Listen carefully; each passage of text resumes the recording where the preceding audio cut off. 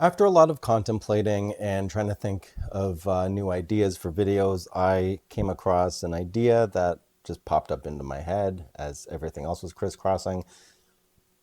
Why don't I go back out and reevaluate my AFC settings? So I initially had gone out to do a video in regards to my modified settings for shooting in AFC on the Pentax K3 Mark III. Due to the fact that I noticed it's more convenient, at least from my style of shooting, to use stability mode in order to catch both moving subjects and static subjects without having to toggle back and forth between AFS and AFC. So I went out with the absolute intent to shoot solely in stability mode and see if it worked. But then when I got home, I was like, oh my God, what is that on my image? What is that blob? Something is not right. But before I got home, I thought everything was going great. I caught that image that you just saw of the bee. There was some birds flying around. Right here, you can kind of tell. I mean, the birds are so far away, you can't even see it on the camera. So that was not going to happen. I was hoping that they would turn mid-flight and come more towards me, but that didn't happen. So I was thinking, okay, I'm going to just do a video strictly on my AFC settings for stability mode and just methodically shoot that way at first and then maybe move to one step up above that. Because the one thing I've noticed is with a lot of the birds, if they're in consistent flight and I'm using the highest tracking mode, right? So trackability mode. If they're not erratically moving, I find that the camera does end up with in-between focus shots, as I call it. It's not quite in focus, but it's just barely out of focus, where the camera seems to be over guessing, for lack of a better term, overestimating the tracking of the moving subject, right? So once I got home and I saw this image, I'm like, oh my God, what is that blob? There's still another blob on the right side of my image. What is that? Oh, do I need to clean the sensor? So that kind of changed this video from my initial intent to let's talk about determining where the issue is in regards to anomalies that show up in your image. Is it sensor dust? Is it things on the sensor? Is it something that's on the lens? Yes, I know, as you can see here, you can easily clean these things in post. However, there are instances where even attempting to clean these types of things in post doesn't work out that well and takes a lot more time than you're willing to invest. For example, if the anomaly happens to be on the subject itself, a lot of times clone stamping and things like that and just automatic repair of the image, it may not work so well. And as you can see here with this this red-winged blackbird, yes, again, I was able to fix it in post only because of the fact that it was a plain white cloud, right? And then again, here, you'll see that there's another blob there. And once again, yes, I was able to fix it in post, as you can see here. So on the surface, it doesn't seem like it's a big deal, but if it is a blob that happens to be on the subject itself, it makes it that much more difficult to clean it out. Because at the end of the day, time is money. You want to spend the least amount of time in order to make more money. So what that basically means is you want to spend the least amount of time possible doing your editing. Unless you're doing something extremely creative where it's creating a surreal scene or something like that, or chopping up an image to insert other images and layering and all that stuff. That's a totally different story. That takes a lot of time.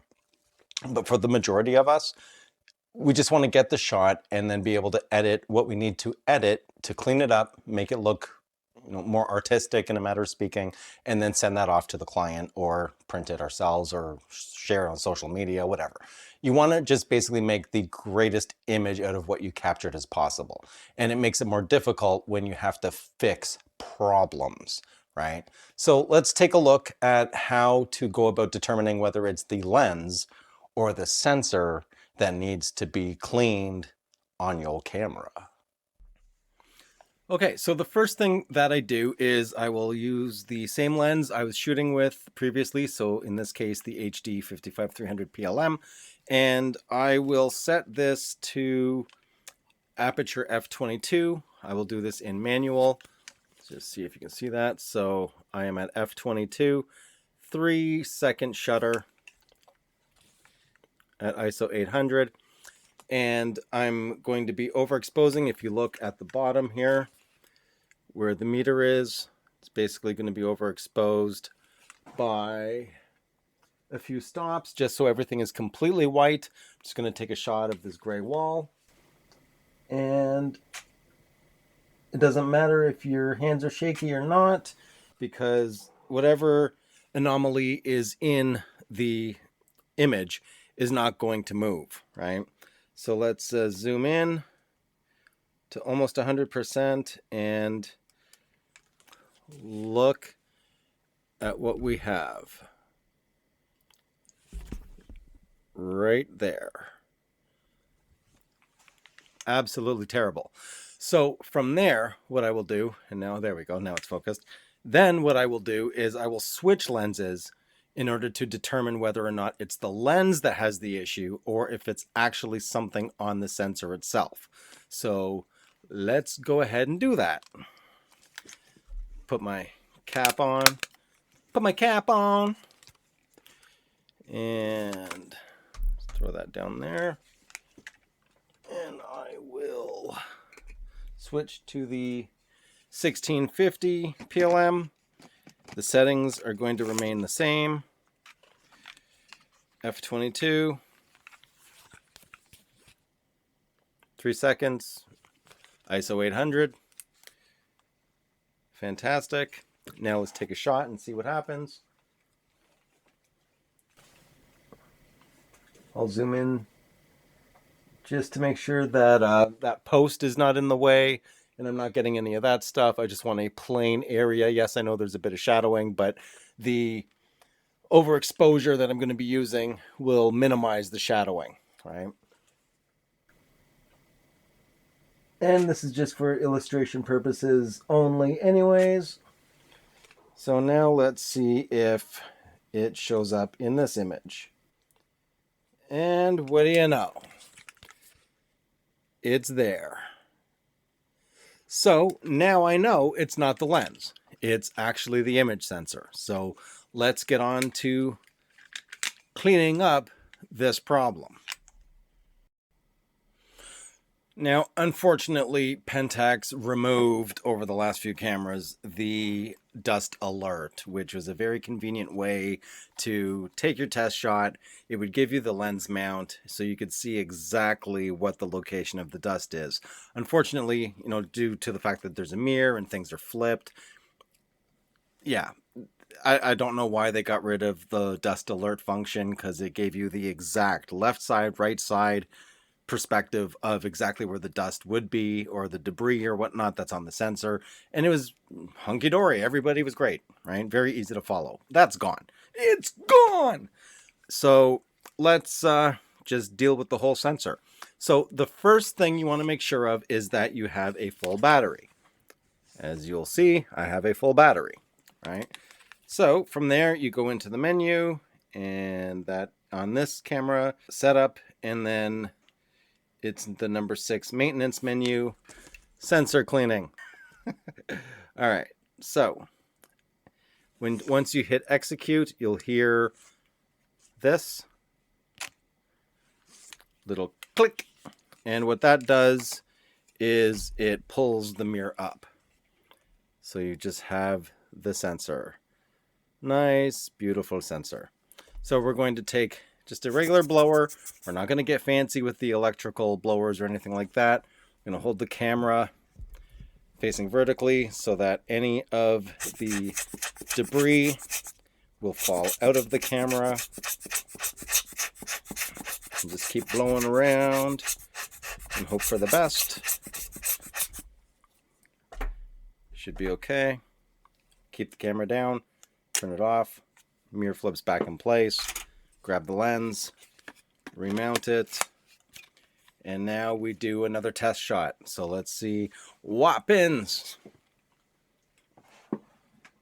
Same f22, 3 seconds, ISO 800. Overexposed. Make it white.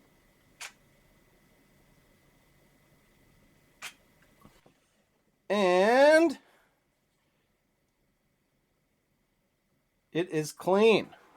It is clean. There is no anomaly on here at all. Everything's good. So there you go. Oh, nope. Not everything is good. After I zoomed in, there is one dot right there. So that didn't quite work out. It's a different thing. So what do? Well, you repeat the process. So let's do it again. Menu, sensor cleaning, execute, remove lens. And such a small piece of dust, I can't even see it from in here. So just blow, blow, blow, blow, blow.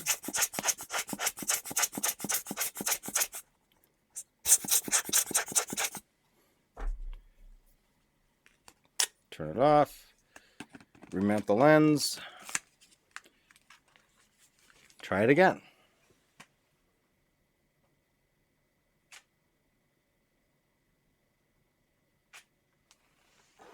All right, zoom in and scroll across. This time we are good. Now, one trick that I do is when I am zooming in, I won't zoom in all the way to 100%. There is a little square on the display when you are zoomed in. Let me just take a shot of something different so you can visually see the square. Yes, it's going to be blurred, but hopefully you'll be able to see this. Maybe a bit difficult to see in the corner, but if you look on the little display there, there's that white square, right? So as I zoom in and out, let me just see here. You see that square moving, right? So as you scroll around with that square, thankfully this is touchscreen, what I do is I just overlap things, right? So we've got the square in that corner. So what I'll do is I'll just raise it up just a tad so it overlaps, and then I scroll back across and then overlap again, scroll back the other way, overlap. So that way you're covering everything, and like everything that's on the screen, right? Focus. There we go. So that's basically how I go across, section by section, right? And that has always worked for me. So I've always found you don't necessarily have to go 100% because whatever debris is on there will be fairly significant in proportion to the image size.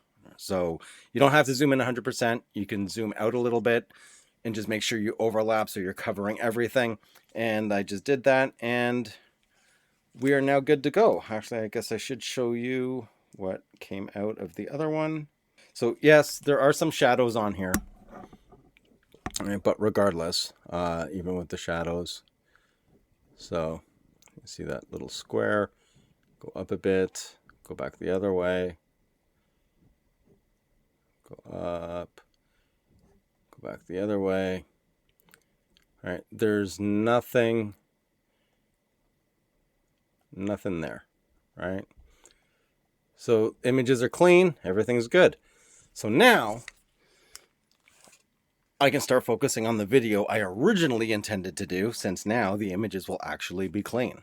So that's going to conclude this video on how do I go about figuring out whether it's the lens or the sensor in regards to what needs to be cleaned when your images are not quite coming out the way you were hoping.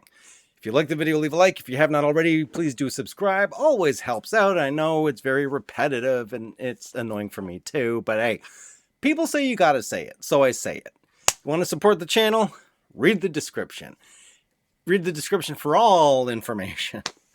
And that's going to be it. I'm going to start working on the other video, and I will catch you on that one. I'm out.